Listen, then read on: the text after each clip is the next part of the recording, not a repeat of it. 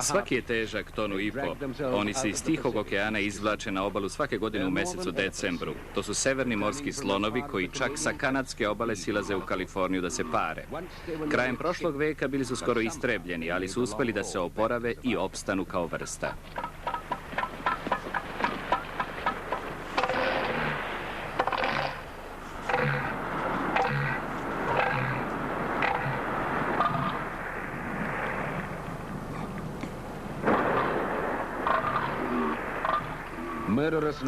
Svirepe tuče između zrelih mužjaka samo su deo jedinstveno surovog načina života morskih slonova.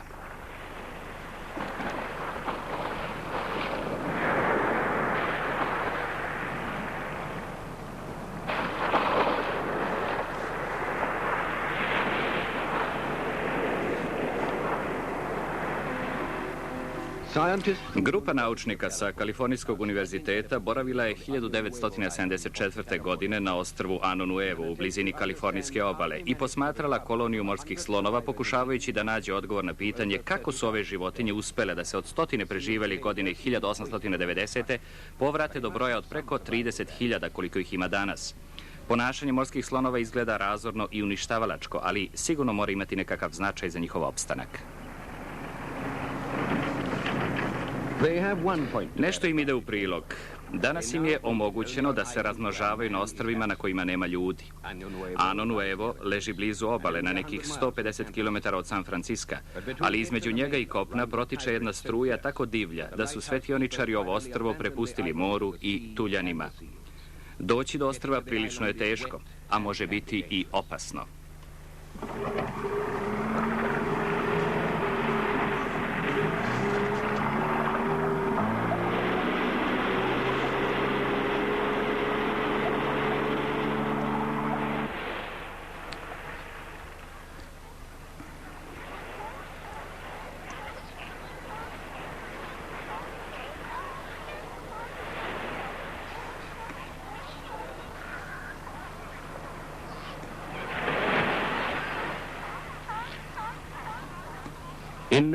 U novembru je nekoliko ostrvskih zaklonjenih žala prazno, ali se jedna grupa mužjaka kalifornijskih morskih lavova izvalila po priobalnom stenju. Svoje ženke ostavili su na jugu. Ostrvo koriste jedino kao nalazište hrane.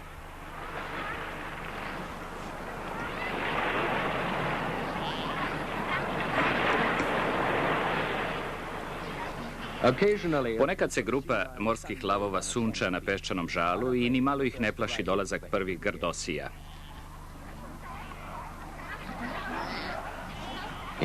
Za mladunce je čak dremljivi morski slon sasvim udobno mesto za leškarenje.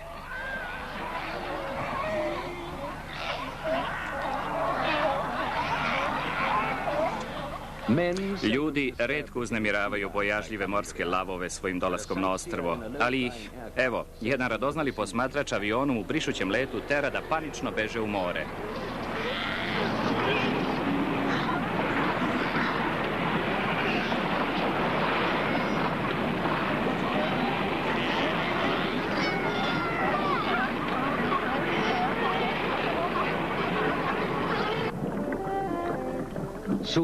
Novi morski slonovi pristižu.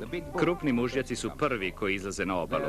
Za svoju veličinu još i skladno plivaju, budući da su za kretanje u vodi dobro oblikovani i snažni. Obično se hrane ribom i malim sipama koje love u dubinama na otvorenom moru. Za ovo vreme, početkom decembra, potrebno je da budu već dobro uhranjeni i debeli.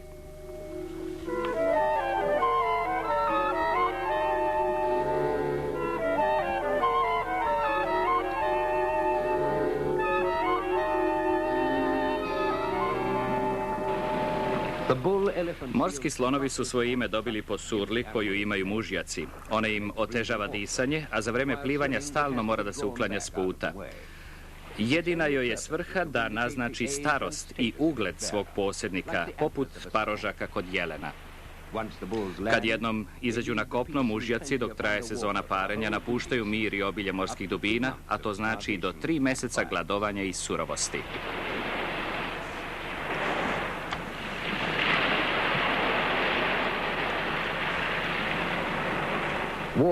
Sada, kad njihovu veliku težinu više ne podržava voda, hodaju nezgrapno i sporo, a uz to na obali svaki drugi mužjak je mogući neprijatelj.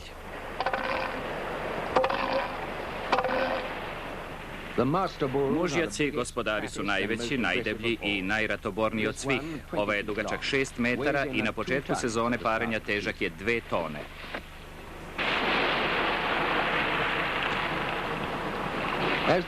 Kad žalo počne da se popunjava, naučnici se prihvataju tugaljivog posla imenovanja mužjaka. Dok ovi dremaju, imena im se gustom belom bojom ispisuju po krznu. Boje se neće skinuti dok životinje sledeće jeseni ne promene tla. Pisati se mora pažljivo da se mužjaci ne bi probudili.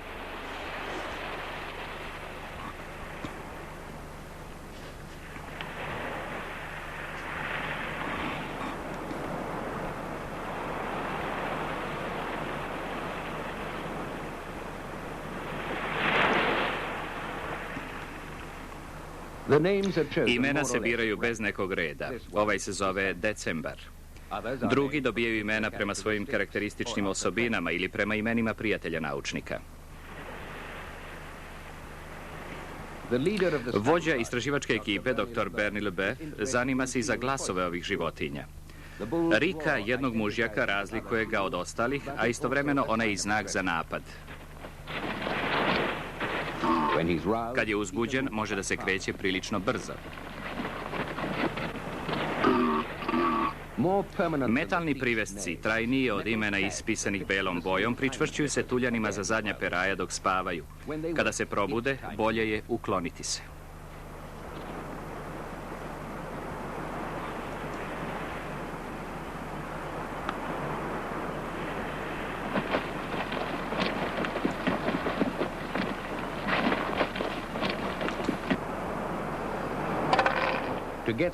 Da bi povratila svoju alatku, devojka mora da zaplaši ovu gomilu mesa i to tako što stoji u mestu i propinje se da bi izgledala što više.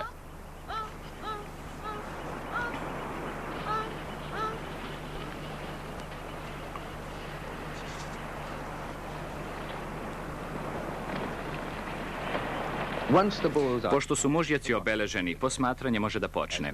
Kako sezona parenja odmiče, dr. Leboeuf svakome mužjaku određuje mesto na rang listi, zavisno od toga kako se ponaša kada je izazvan. Mužjaci koji odustaju od borbe i uklanjaju se kada su suočeni sa jačima dobijaju niska mesta na tabeli.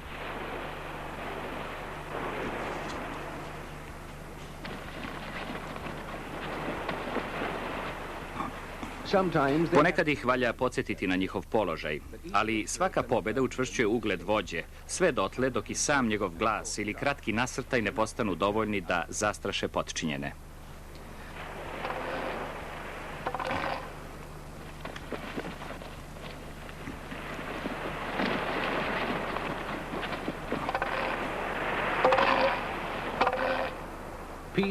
Mir nikada ne traje dugo, naročito za one na vrhu tabele, jer ih stalno saleću pretendenti na vladarski položaj i posed što se proteže od ivice vode.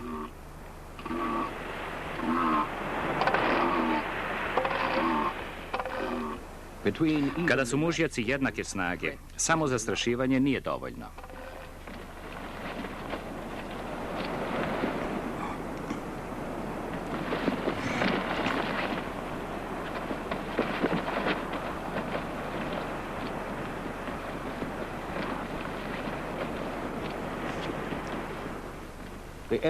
Morski slon ne zna ni za kakve gestove izmirenja. Pobeđeni mora da beži da bi se borba prekinula, a pri tome se izlaže opasnosti da bude ujeden. Krajem decembra, kada su mužjaci već manje ili više odabrani i razvrstani, na žalo počinju da pristižu ženke. Bremenite od prethodne sezone parenja, spremne su da se ovde porode.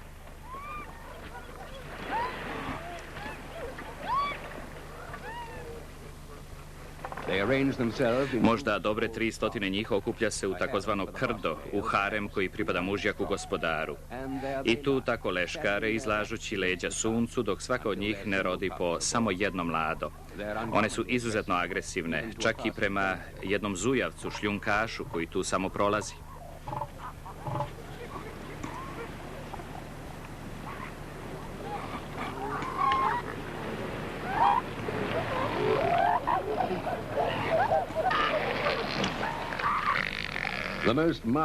Ni najveći mužjak samodržac, ma koliko se trudio, ne može sam da vlada ovoliko velikim haremom i tuča sa onima koji bi želeli da prodru na njegov posjed nikad ne prestaje. Glavni mužjak mora stalno da motri na uljeze.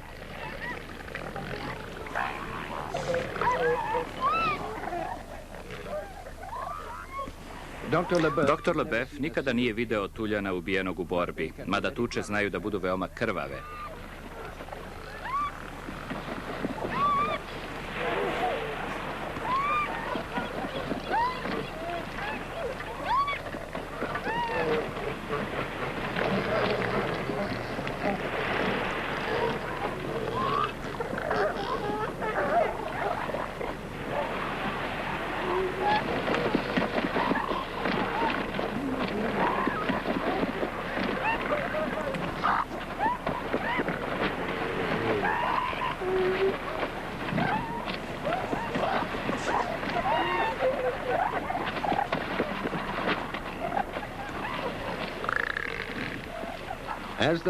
I dok pobeđeni gubi posljednju snagu, jedan mladi mužjak nekako je uspeo da se uvuče u krdo, prikrivajući surlu da izgleda kao ženka. Na ovaj način on pokušava da ugrabi nekoliko trenutaka u haremu i odabere sebi ženku koja se već porodila i želi da ga prihvati.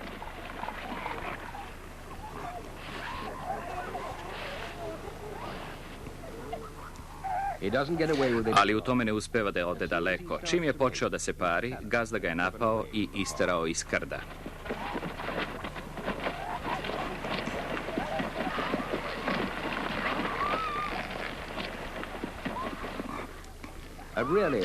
Mužjak koji je stvarno dobar borac može da se održi kao gazda broj 2, ali žutokljuncima u krdu nema mesta.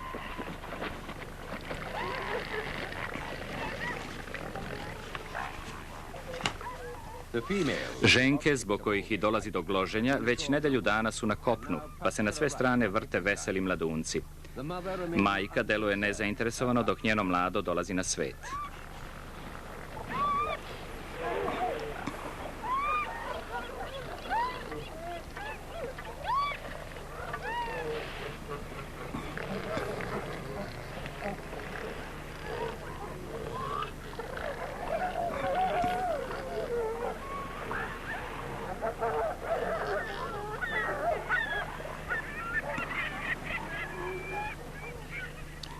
I dok se galebovi tuku oko posteljice, novorođenče počinje da udiše vazduh jednog veoma okrutnog sveta.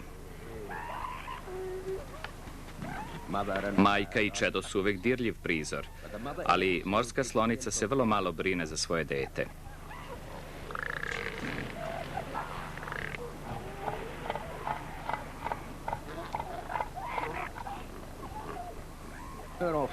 Ono može da sisa mleko ako uspe da pronađe bradavicu, ali ako ne može da se snađe, mleko teče uludo. Majka kao da sve to uopšte ne primećuje.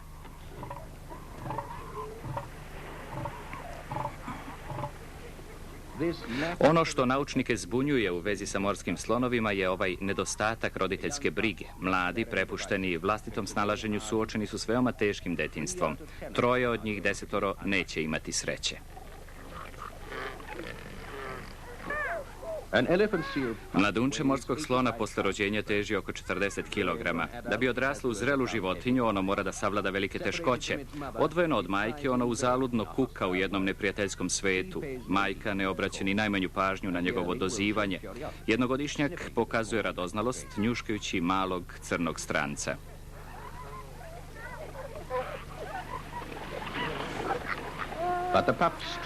Naporno probijanje mladunčeta uz obalu kroz uskomešanu gomilu od 300 ženki puno je opasnosti.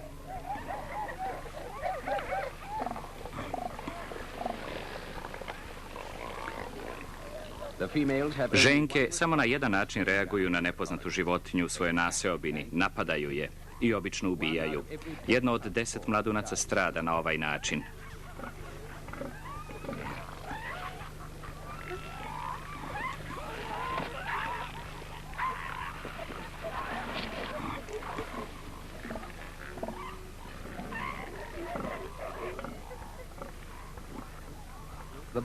Za mladunče je najsigurnije da se drži majke i ne miče se. Ubrzo po rođenju ono nauči da prepoznaje majčin glas, mada mu to mnogo ne pomaže. Tokom prvog meseca života, drugo od 10 mladunaca strada od razljućenog mužjaka.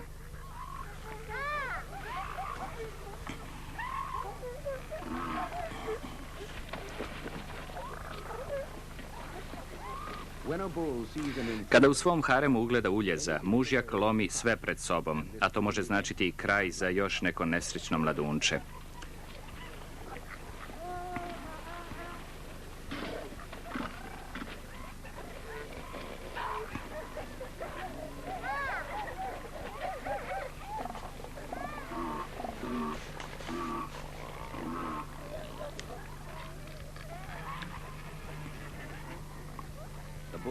Mužjak ne haje ni za šta drugo osim za svoj ugled. Od prvobitnih 300 mladunaca koji su se rodili u ovom krdu, oko 50 njih stradaće od nezgrapnih mužjaka i agresivnih ženki, a tek im predstoji jedna nova opasnost.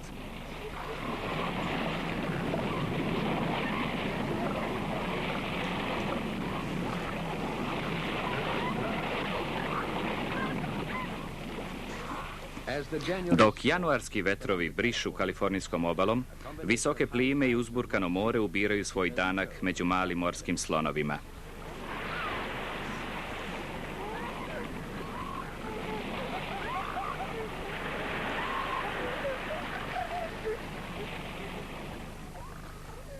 Mada se mogu održati na vodi već sa 2 nedelje života, oni se ne odbijaju od sise pre no što napune mesec dana. Ako se odvoje od majke dok još sisaju, oni umiru od gladi. Upravo tako, surovo i jednostavno.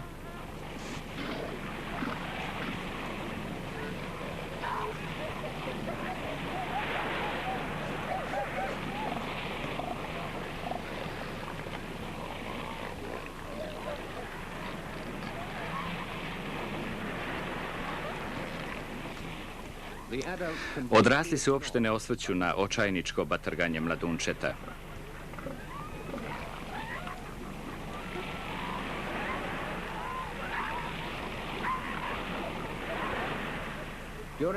Tokom prošlog veka, severni morski slonovi bili su praktično istrebljeni, jer im je salo topljeno da bi se dobilo ulje za svetiljke i podmazivanje satnih mehanizama.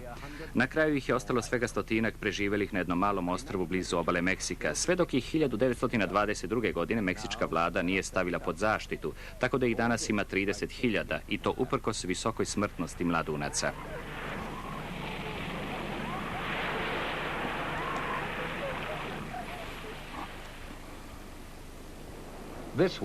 Ovome mladunčetu kao da se ponovo osmehnula sreća. Bezbedno je isplivalo na obalu, ali sudbina mu se ruga. Za njega uopšte nema nade. Ono je na kalifornijskom kopnu, svega nekoliko kilometara od svoje majke, ali se isto tako moglo nalaziti i na mesecu. Njegova smrt je samo pitanje vremena. Kada se završi ovaj deo sezone razmnožavanja, bit će mrtvo oko 90 od 300 mladunaca rođenih u krdu.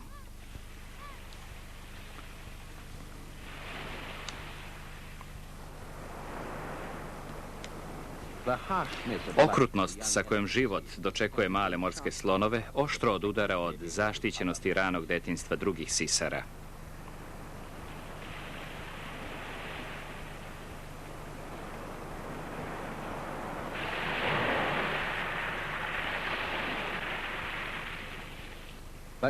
Ali ako opstanu, morski slonovi dugo žive. Jedan mužjak može živjeti i 20 godina i ako uspe da se održi na vrhu tokom 3 godine može stvoriti 600 mladih. Čak i ako 180 njih ugine, još uvek za njim ostaje mnoštvo potomaka.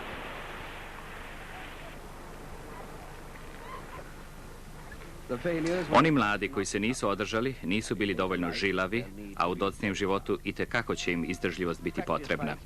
Vežbe u tučnjavi između nedozrelih mužjaka najavljuju sumornu stvarnost onog života koji ih očekuje kao odrasle. Da bi se održao na vrhu, jedan mužjak mora biti tokom mesec dana ili duže danonoćno spreman da se bori i da pobedi. Mada je većina borbi samo čarkanje, kada se 2 najbolja mužjaka bore za titulu, borba može biti tako žestoka da ih iz krda odvodi u more i traje sve dok jedan od njih ne bude primoran da se pokori. Udarac u grudi, ma kako izgledao divljačan i svirep, u stvari je samo formalnost u pravilima borbe. Mužjaka štiti debeo sloj kože i sala. Zahvat kojim se sigurno pobeđuje je iznenadno trzanje protivnikove surle, čime se ovome nanosi snažan bol i oštećuje taj simbol njegovog visokog ugleda. Ovaj sukob trajao je 45 minuta pre nego što se stari gospodar Žala, iscrpljen, povukao, prepuštajući ženke mužjaku broj 2.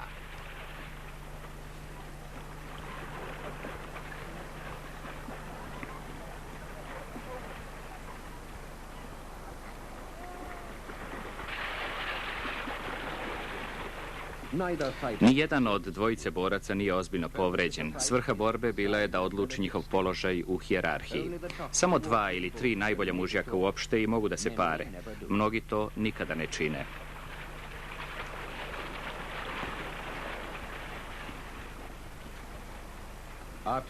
Pošto je oterao ranije gospodara, pobjednik stiče pravo na sve ženke u krdu, toliko dugo koliko je u stanju da ih brani.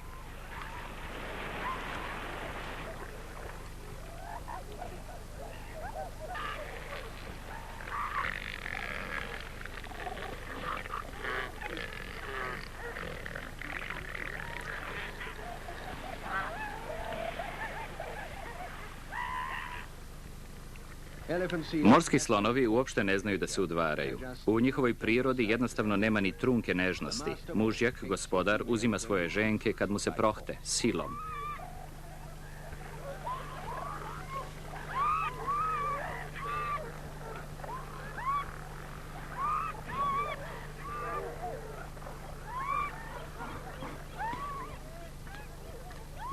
Tokom 4 sedmice, mladunci sa 40, zahvaljujući obilju majčinoga mleka, narastu do težine od preko 100 kilograma. Do vremena, kad se samostalno hrane, već su toliko debeli da skoro jedva hodaju.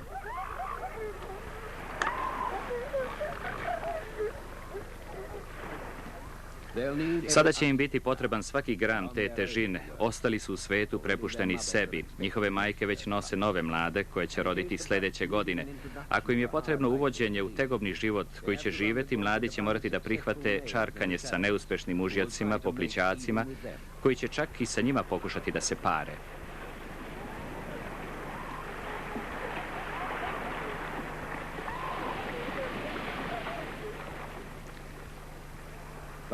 Metodom probe i pogreške mladunci otkrivaju šta je dobro za jelo. Komad morske trave ne izgleda suviše ukusan.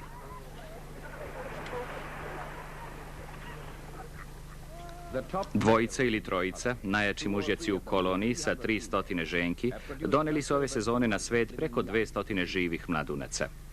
Trebaće 4 ili 5 godina dok ovi mladi ne budu spremni da se uključe u surovi život odraslih. Većina mužjaka neće ostaviti svoje potomstvo, a oni koji se budu sparivali bit će najveći i najizdržljiviji što ova vrsta može da stvori. To je težak i okrutan život, ali on morskome slonu omogućio da se vrati sa same ivice uništenja.